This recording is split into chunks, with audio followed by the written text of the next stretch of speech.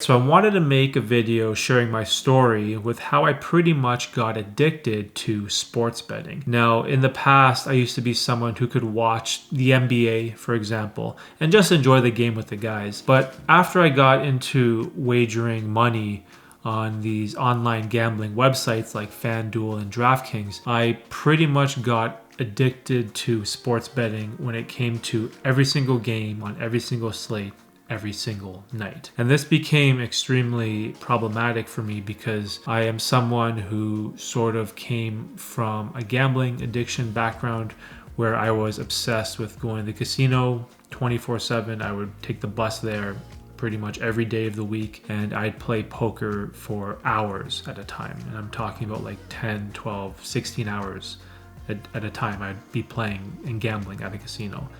And when I sort of started to wean myself off of poker and I kind of got out of that world, I unknowingly stumbled into the sports betting world.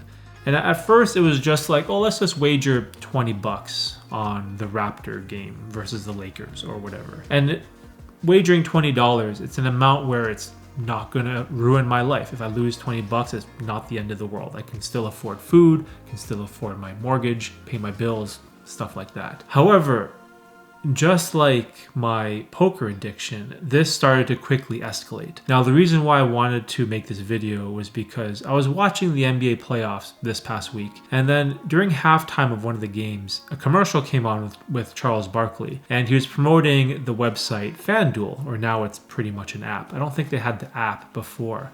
But anyways, he was promoting FanDuel, talking about how if you want to bet on the NBA, download this app and you can join the millions of other fans around the world who are wagering on the games. Now, I have always had this opinion that adults should be able to do whatever we want, and you should be held responsible for the consequences, and that's pretty much on you. So say, for example, gambling and alcohol and video games and Netflix, all these type of addictions and forms of instant gratification are very detrimental to the majority of people's lives, whether you want to admit it or not. However, I don't think you should be able to take those freedoms away from people. If people want to drink, they should be able to drink. If people want to smoke, they should be able to smoke. And if people want to gamble, they should be able to gamble. However, I think it's also important to be on the other side of this argument to also talk about the dangers when it comes to things like sports betting, because it's just another form of gambling, just like going to the casino. And in my past, I've seen so many people ruin their lives at the casino. I've seen so many people ruin their life savings and fortune at the hands of a gambling addiction. And once it gets its grips and hooks in you, it's one of the most dangerous and hardest addictions to get rid of, because it's all pretty much in your mind. And when I thought about this, or when I saw the commercial of Charles Barkley promoting FanDuel, I was starting to think like, oh man, I start to get these feelings and urges like, should I just go and download the app like how I used to? Because I used to play on FanDuel and DraftKings all the time. And what I mean all the time is whenever there'd be a night where there'd be 5, 6, 7 NBA games, instead of just betting on one of them, I would bet on every single game. And what this did was it sort of sucked up all my time, because not only was I watching the games at say 7 o'clock to 10 and even up until midnight, but throughout the day while I was at work, I was thinking about the money line. I was thinking about players that were injured. I was thinking about who had home field or who had a birthday or who was on a contract year. And there was all these thoughts and ideas racing through my mind throughout the entire day. So not only did sports betting take up my free time at the end of the night, but all throughout the day it consumed my thoughts, and it was pretty much slowly ruining my life. Now, luckily for me, I quit playing on FanDuel and DraftKings. I can't remember how many years ago. It was been more than 5 years, I think. And I never really had the urge to go back until this week when I started to see those FanDuel commercials.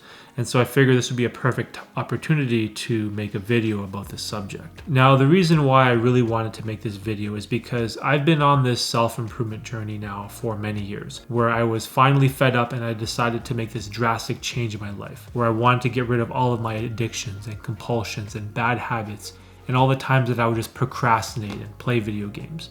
I didn't want to be that person anymore. So I dedicated myself to self-improvement, where I tried to eat better, I tried to work out more, I tried to add more positive habits to my life, like reading and meditation and journaling and finding a hobby like videography, where I could use my free time in a productive way instead of just going to the casino and blowing my paycheck, or watching all the NBA games for the night and just betting a bunch of money. And so this is a huge reminder for me because I don't want to fall back into old habits. And that's what gambling is for me, because I don't think I've mastered my gambling problem. It's sort of something that I just live with. I've learned to come to grips with the fact that in my past I was such a degenerate and I love gambling so much, and I specifically love sports betting so much, that it makes it incredibly hard for me now to just watch a normal game without placing a bet.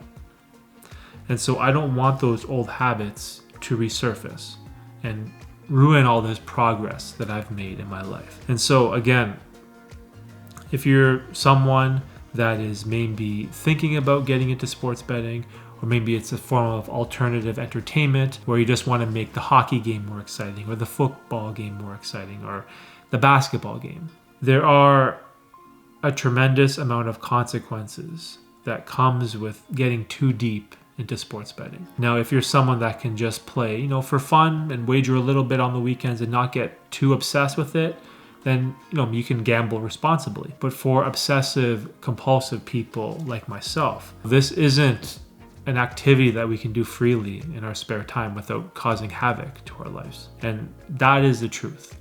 Like, at the end of the day, you need to be able to admit that. If you are betting a tremendous amount of money that could be impacting your life, that could be going to your kid's future, could be going towards paying off your bills, or maybe paying down your mortgage, or whatever it is. Maybe you have a type of gambling addiction in the form of sports betting addiction, because it's a real thing. I think it's also good to have some videos like this that gives you an honest representation of the dangers, of the consequences, of what it can do to your life if you go too far, if you go past that point of no return. Because trust me, it's not fun, because this is something that I think about all the time.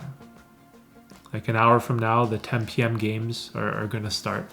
I'm going to watch them and I'm going to want to wager a bet. But I know I can't go back down that road, because that was something that pretty much at the end of the day ruined my life. So hopefully this video helped you out in some way. And if you want to watch my original video on how I overcame my gambling addiction, you can watch that right here. And remember that if you want to start a self-improvement journey of your own, 1 year from now, you're going to be thankful you started today.